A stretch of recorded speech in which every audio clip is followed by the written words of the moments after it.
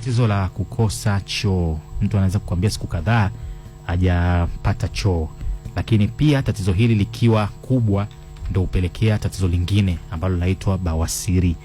Za kutibu hiyo shida ya kukosa choo pamoja na kutibu hiyo bawasiri, kama tayari umeshachelewa na ukaipata, basi fanya hivi ambavyo tunaelekeza sasa.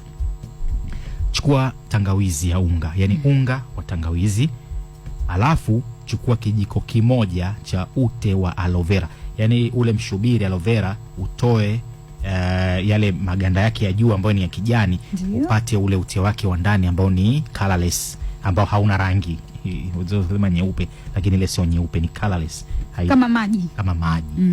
Na wakati mwingine ukitoa na kisu inakuwa ni ngumu, ni nani fulani vile gumu, ingawa kama limetepeta.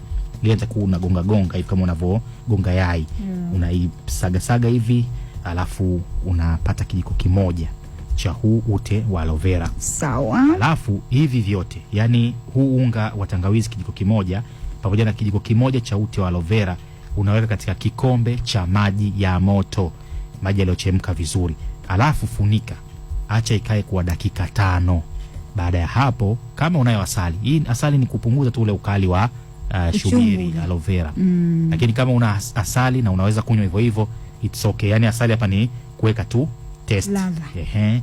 Lakini hasa kikubwa ambacho ni dawa hapa ni unga wa tangawizi pamoja na hii aloe vera kijiko kimoja. Basi baada hapo kunywa, wewe unakunywa tu mara moja asubuhi ukiwa wakati umeamka. Endelea hivyo paka pale utakapoona hali yako imekuwa nzuri. Kama ni bawasiri uone kwamba imepotea, au kama ni swala la kukosa choo, ukiwa sasa unapata choo katika hali ya kawaida, basi unaacha.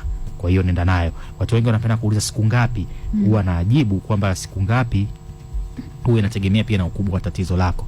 Kuna mwingine tatizo ndo kwanza dogo limemwanza, yeye atajitibu kwa muda mfupi. Kuna mwingine tatizo limeshakuwa kubwa, yeye itabidi ajitibu kwa muda mrefu. Kwa hiyo tumia na